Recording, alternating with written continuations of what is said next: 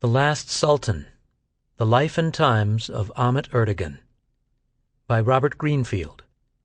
Narrated by Robert Fass. Copyright 2011 by Schoolyard Productions, Incorporated.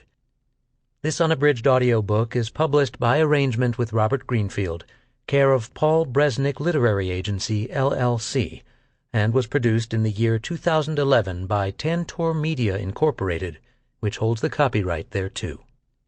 He was hip. He was hip to the tip, as we say. He was not a square. He was someone who understood the idiom. Herb Abramson, founding partner of Atlantic Records, on Ahmet Ertegun. Ahmet had eyes to make records. He also had ears and tremendous taste. Jerry Wexler, who succeeded Abramson as Ahmet Ertegun's partner at Atlantic Records. Ahmet was sui generis, and then he made himself up as he went along. Henry Kissinger, Ahmet Ertegun's friend. Prologue. A Day of Tribute in New York. April 17th, 2007.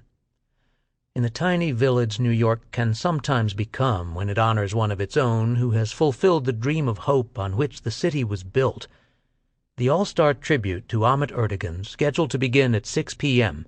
in the Rose Theater at the Time Warner Center on Columbus Circle, was the talk of the town. Those who had labored long and hard to bring about what promised to be the event of the season, one of those once-in-a-lifetime evenings that could never happen anywhere else, literally could not think about anything else. In his office at Rolling Stone magazine, Jann Wenner, who along with film director Taylor Hackford was producing the event, nervously wondered whether his old friend Mick Jagger was going to perform this evening. Ensconced in a suite at the Carlisle Hotel, Jagger, who had lost his 93-year-old father only a few months earlier, was incommunicado.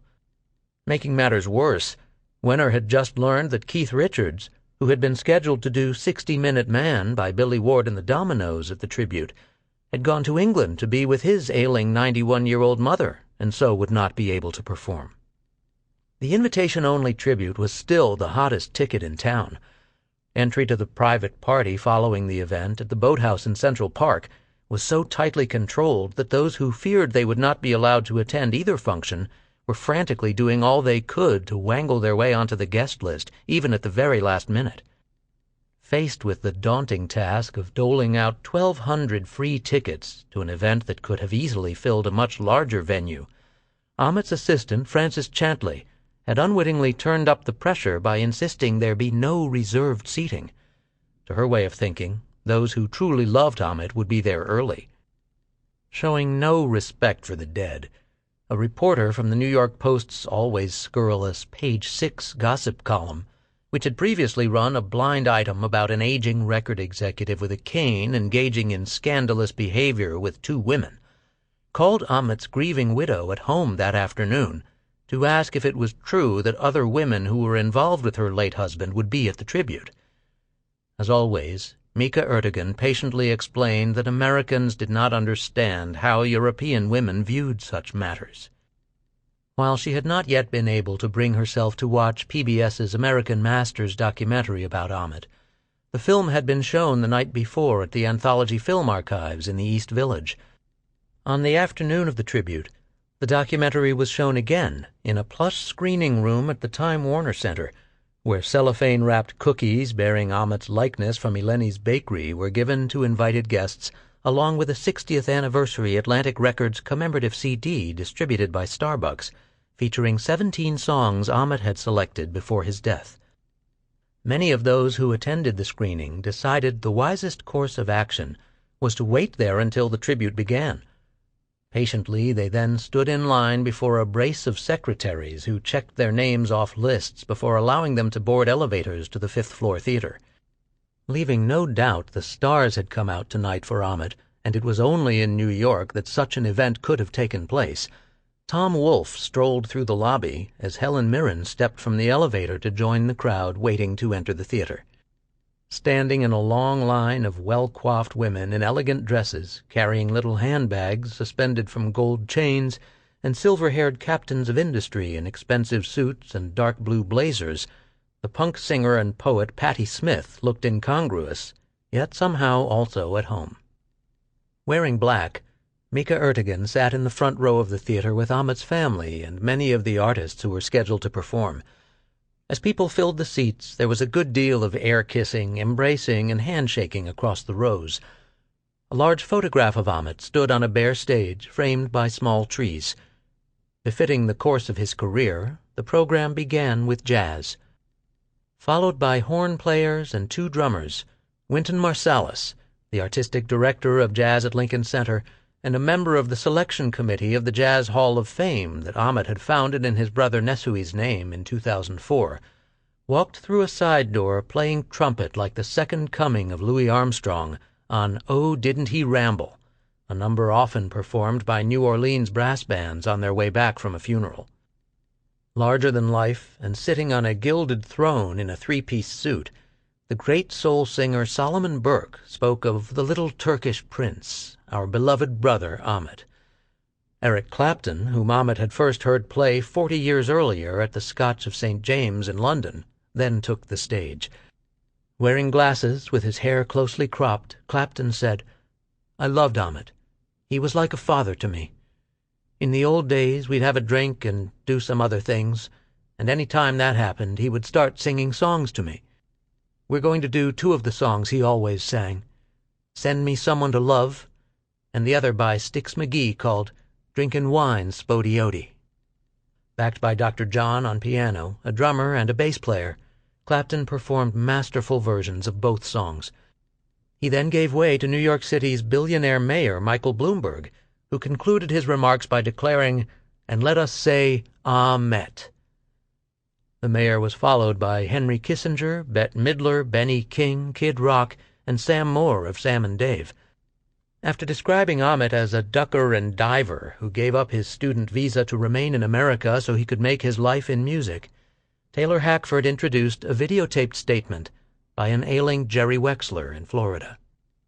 Looking old and gaunt in a soft brown sailor's cap, glasses, and a green shirt without a collar, Wexler talked about Ahmet's sense of irony and tomfoolery, and how he could be speaking in French to the French ambassador, only to hang up the phone to greet a black musician by saying, "Hey, Holmes, what you know good?" Saying he did not know if he had ever specifically thanked Ahmet for giving him a life by making him a partner at Atlantic when he had no qualifications whatsoever and no experience, Wexler stared directly into the camera and with the New York street accent he had never lost said, "Ahmet, thank you for opening the door for me. Thank you." On a completely black stage, Phil Collins sat down at the piano to perform a stunning version of "In the Air Tonight," the song Ahmet had helped make a hit. After David Geffen told his classic and oft-repeated Bumping Into Geniuses story about Ahmet, Stevie Nicks sang "Stand Back" and her version of Led Zeppelin's Rock and Roll. Jann Wenner read a letter from Keith Richards in which the Stones guitarist said he had looked up to Ahmet as he did to Muddy Waters. Then Wenner talked about Ahmet's formative role in the creation of the Rock and Roll Hall of Fame. He also recalled that when he asked Mika why Ahmet had looked so well while he was lying in a coma in the hospital, she told him, "Well, he hasn't been drinking." Bette Midler then returned to do her version of Bobby Darin's Beyond the Sea. More than 2 hours into the proceedings, Mick Jagger stepped to the podium. In a suit, a white shirt, and no tie, with his long hair trailing over his ears, a relaxed Jagger delivered what most people agreed was the best speech of the evening. Obviously enjoying himself, he began his remarks by saying, "Ahmet was a father figure, this is true, but to me he was more like the wicked uncle with the wicked chuckle." Addressing what he called a diverse and fascinating group of people like ourselves, Jagger noted how only Ahmet could talk about geopolitics and medieval Islamic history and then pick the next Vanilla Fudge single. Jagger ended his remarks by reminiscing about a party during the 1970s when Ahmet had volunteered to hire strippers to entertain the Stones and then contacted an agency called the Widows Club, who provided rotund women of a certain age who stripped for free on the weekends. Crosby, Stills and Nash then took the stage. With Graham Nash on mouth harp and Stephen Stills on guitar, they did their version of the Beatles' In My Life. Nash then said, "Here's our friend Neil." Hulking and stoop-shouldered, with long hair and gray sideburns, Neil Young played acoustic guitar on Helplessly Hoping. After the song ended, Nash said, "Here's something you don't see every day. I'm looking forward to this myself. This is Neil and Stephen doing a Buffalo Springfield song." He and Crosby then left the stage. Leaning into the microphone, Young said, "Ahmet was our man. I just hope that today's musicians have someone like Ahmet taking care of them. Mika, thank you so much for taking care of him."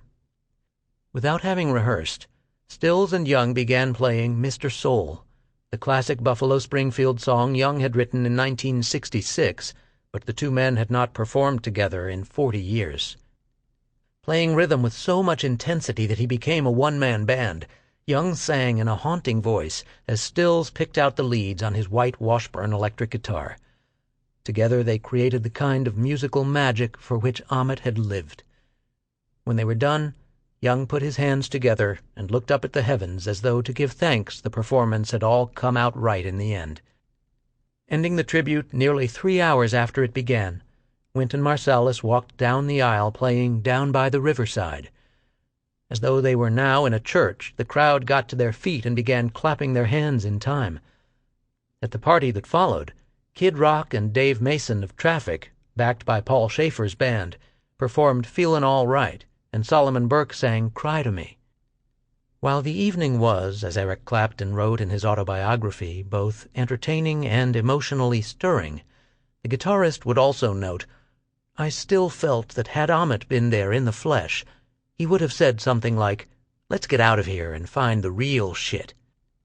Once he had found it, Ahmet would have drained every glass set before him and tapped his foot in time to the beat while telling the stories he loved best. Staying until the last note of music had been played, he would not have made his way home until the sun was rising. And then, just as he had always done while running Atlantic Records for 7 decades, Ahmet would have checked in to see how his business was doing. Like the subject of the song Wynton Marsalis had played to begin the tribute, Ahmet Ertegun had rambled in and out of town. He had rambled through the city and the street. Throughout the course of his long and astonishing life, Ahmet had rambled all around. Chapter 1. Coming to America. The older I get, the more I realize how Turkish I am. I display the prime characteristics of Turkish vices, indolence and excess. Ahmet Ertegun. 1. As much as any man who ever lived, Ahmet Ertegun loved to tell stories. That many of them happened to be about himself was never the point. In his unmistakable nasal hipster's voice, tinged with the black inflections of the street and the syncopated rhythms of the jazz music he had loved since childhood, Ahmet always knew how to find the groove when he talked. With the smoke from a cigarette curling into his eyes and a drink in his hand, he was a born raconteur who could command an audience of any size. Taking just as much time as he needed to build the punchline, Ahmet would tell his favorite stories over and over again, carefully polishing each one like a jeweler. In a business where everyone loved to gossip, and the men who ran the world's leading record companies were constantly on the phone talking about one another in the most vulgar way imaginable, no one ever refused to take a call from the man whom they always referred to by only his first name.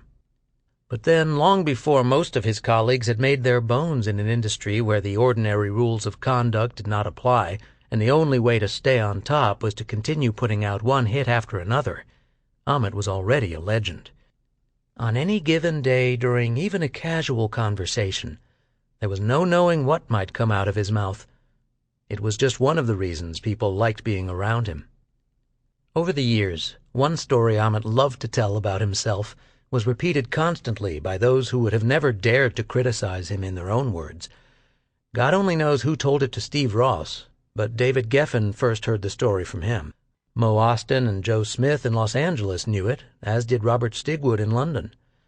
Outliving the man it was about, the story was posted on a well-read music blog after Ahmet was no longer around to tell it. In its simplest form, the story goes like this. During the early 1970s, Kit Lambert and Bill Curbishley, the current and future managers of The Who, found themselves locked in a particularly difficult and contentious negotiation with Ahmet in his second-floor office at Atlantic Records in New York City. Although Atlantic had made a ton of money distributing Fire, a huge but very unlikely worldwide hit by the Crazy World of Arthur Brown that Lambert had produced on his own label, their discussion soon reached a sticking point. No matter what Lambert or Curbishley said, Ahmet simply would not budge. Knowing he had nothing to lose, Lambert, who in Curbishley's words could sometimes be a bit Barnum and Bailey, suddenly leaped to his feet and stormed out of the office in a rage. Returning a few seconds later, he threw open the door and shouted at Ahmet, "Do you know why there's so much anti-Semitism in the world?" Always unflappable, most especially in situations where money was on the line and he was the one who would have to pay it, Ahmet said, "No, kid. Why is that?" "Because," Lambert replied, "Turks don't travel." Slamming the door behind him, Lambert then made his final exit as Ahmet collapsed with laughter behind his desk. More than most people in the music business, Kit Lambert would have understood the historical basis of his remark. Like his father, a well-known classical composer, he had been educated at Trinity College, Cambridge. He was also the grandson of the painter who had been commissioned by the Australian government to document that nation's crushing defeat by Turkish forces commanded by Mustafa Kemal at the Battle of Gallipoli during World War I. Whether any of this was actually on Kit Lambert's mind that day, no one can say for sure. However, the man who was the butt of his joke did not need anyone to explain it to him. In a business dominated by hard-driving Jewish businessmen, Ahmet was the ultimate outsider.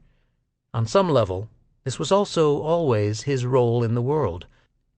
Although Ahmet loved to mingle in the most rarefied circles of high society, he never truly belonged there either. In the most famous piece ever written about him, an unnamed woman, who seemed comfortable in this world, noted there was no one Ahmet did not feel snubbed by. Whenever another of his socialite friends sensed he was about to say or do something inappropriate, she would caution him by saying, "Ahmet, don't go Turkish on me. Don't go Turk." In order to warn the Rolling Stones that Ahmet was about to appear backstage before a show, their tour manager would tell them, "Boys, Ataturk's coming." Although he left his native land at the age of 2 and was shocked to see what Turkey was like when he returned there for the first time 6 years later, everything Ahmet was and all that he became was shaped by the place of his birth. Had it not been for the fall of the Ottoman Empire and the subsequent creation of the modern Turkish Republic, his own life would have followed an entirely different and far more predictable path. And yet, to the very core of his being, he could not have been more Turkish. For countless generations, the Turk, in the words of Stephen Kinzer, the author of Crescent and Star, Turkey Between Two Worlds, had always been viewed in the West as the scourge of civilization. His chief characteristics were thought to include mendacity, unbridled lust, sudden violence, and a passion for gratuitous cruelty. Beginning in 1095, when Pope Urban II sent the Crusaders to reclaim the holy city of Jerusalem from the Ottoman Empire, Europeans came to perceive Turks as the epitome of evil. They were presumed to be not only bent on destroying Christianity, but also determined to kill or enslave every man, woman, and child in Christendom. 5 centuries later, Martin Luther, who began the Protestant Reformation, declared, "The Turks are the people of the wrath of God." In a letter to King Frederick II of Prussia during the 18th century, the famed French essayist Voltaire wrote, "I shall always hate the Turks. What wretched barbarians!" After the Allies defeated the Ottoman Empire in World War I, the onerous conditions imposed by the Treaty of Sèvres were specifically designed to reduce a once great power to ruins. In large part, Mustafa Kemal's nationalist movement blossomed because of his refusal to abide by the provisions of the agreement, which soon proved impossible to enforce. His subsequent rise to power eventually forced all parties to the treaty to return to the negotiating table in Lausanne, Switzerland, in 1922. Mehmet Munir, who served as chief legal advisor and translator for the delegation from the Ottoman Empire during talks that went on for months, was present when the Treaty of Lausanne was signed on July 24, 1923, thereby bringing the modern Turkish Republic into being. 7 days later, Ahmet was born, as he would later recall, in a house on the rocky hills of Sultantepe in Üsküdar, on the Asiatic side of Istanbul, that grand old decaying city which had once been Byzantium and Constantinople. A child of privilege like his older brother Nesuhi, Ahmet spent the first 2 years of his life in a truly primitive land where nearly everyone was illiterate, life expectancy was short, epidemics commonplace, and medical care virtually non-existent. In a territory stretching for more than 1,000 miles, where most men eked out a living as subsistence farmers, there were only a few short stretches of paved road, and the most common means of travel was by horse-drawn cart. Most villages did not have a central square or plaza, reinforcing the widely held belief that life was meant to be lived within the family or clan. While those like Ahmet's father, who had been born and raised in Istanbul, enjoyed a far more cosmopolitan existence, nothing in his background could have prepared him for the rapid succession of sweeping social changes that transformed the remnants of the Ottoman Empire into the modern Turkish Republic in a relatively short period of time. Born into a family from Uzbekistan in Central Asia, Mehmet Munir was the grandson of a Sufi sheikh who presided over the Özbekler Tekesi, a dervish lodge in Istanbul. His father was a career bureaucrat who spent his life working in the Ministry of Monuments and Antiquities. His mother was one of the first Turkish women to make the pilgrimage to Mecca by camel. Exempt from military service by imperial decree because he had been born in the city where the Sultan held court, Mehmet Munir graduated from Istanbul University with a degree in law in 1908.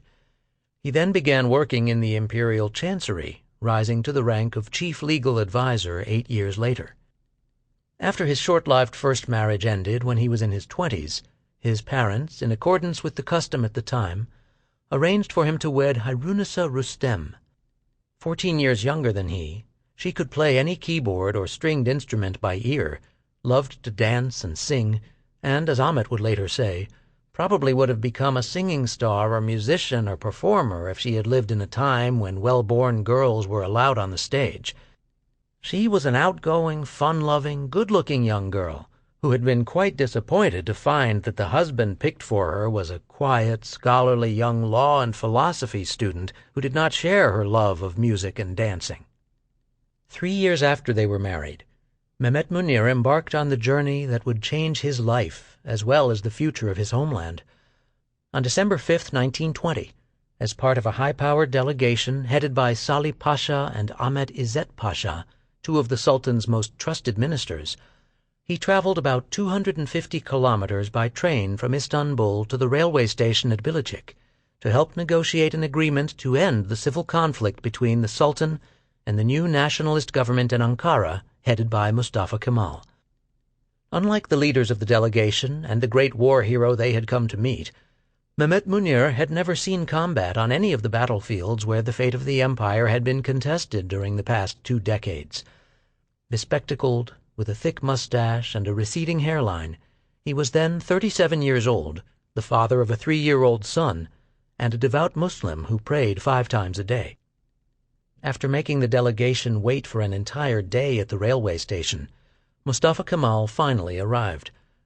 39 years old, with piercing blue eyes and high oriental cheekbones, he had the commanding look of a fearless soldier who had already proven himself in battle.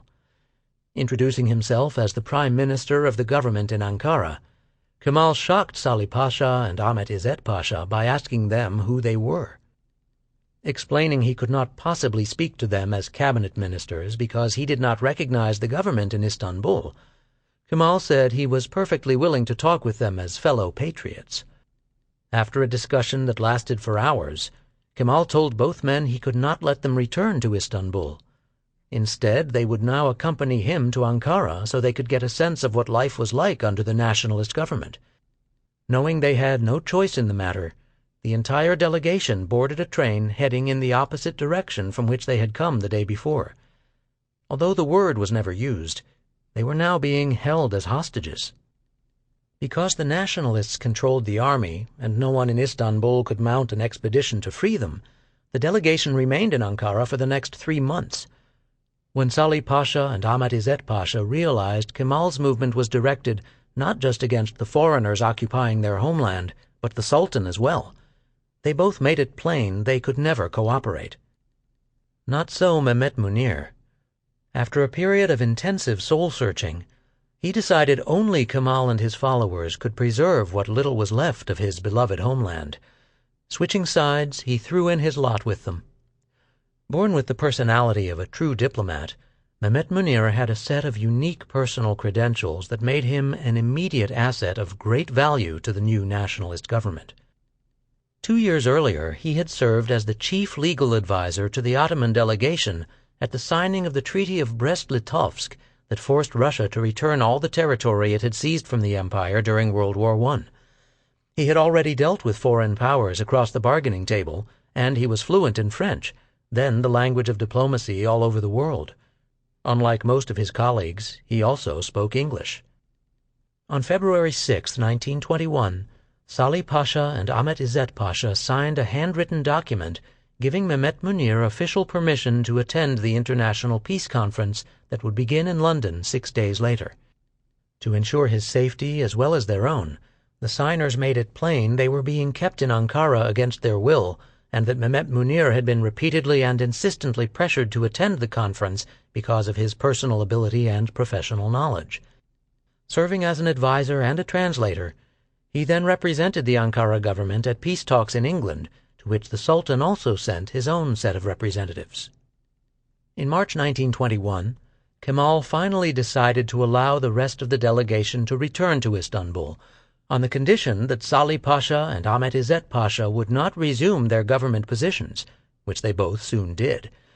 When Mehmet Munir's wife read the morning newspaper only to learn that everyone but her husband had returned safely to Istanbul, she was furious. In every sense, he had now become the odd man out. Unlike those who had chosen to continue supporting the Sultan, Mehmet Munir had aligned himself with a movement that, in time, would change the modern world. For him it had all begun with the decision he made after his fateful meeting with Mustafa Kemal in the railway station at Bilecik on December 5, 1920. Although Mustafa Kemal himself once proclaimed, "I have no religion, and at times I wish all religions to the bottom of the sea," Mehmet Munir steadfastly continued to roll out his carpet to pray 5 times a day, even after he had become one of Kemal's most trusted aides.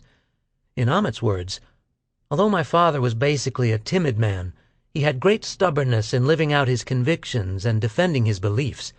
His sense of morality somehow governed all his actions." In 1925, Kemal rewarded Mehmet Munir for his service to the new republic by appointing him the ambassador to Switzerland. As Ahmet would later write, his father left behind the teeming hodgepodge of the Istanbul that he loved, the shoeless porters, the grimy street kids, the blind beggars, the black-shawled peasant women, the hawking vendors, all of whom hovered below the countless majestic mosques and minarets that formed the skyline of this mysterious city, crossroads of many civilizations. The last stop of the Orient Express, the last capital of the fallen Ottoman Empire, the sublime port, the city of my father's dreams. Accompanied by his wife, his 2 sons, and their newborn daughter, Selma, Mehmet Munir set off to represent his fledgling nation's diplomatic interests in Bern. Beginning what would become a life of constant travel, Ahmet embarked on the long and highly improbable journey that eventually brought him to the land where he would make his fame and fortune. 2. In the clean, quiet serenity of the capital city of Bern, with many green gardens, parks, churches, clocks, and chimes, Ahmet's first real childhood memory of himself was as a 2.5-year-old boy playing in the immense gardens of the Turkish legation. Befitting his status as the Turkish ambassador to this bland, beautiful, sterile country, Mehmet Munir and his family were now able to live in a manner that would not have been possible in their still impoverished and chaotic homeland. Their large house at 18 Kalçekveg was staffed by several servants the family had brought with them from Turkey. A young Swiss governess who spoke French took care of Ahmet, who was soon communicating with his brother and sister in a mixture of Turkish and French, with a sprinkling of the French-German patois that we picked up on the street and in kindergarten. Charged with more responsibility than ever before, Ahmet's father was always busy working. In addition to his diplomatic duties in Bern, he made regular visits to Geneva, where in 2 years... Sample complete. Ready to continue?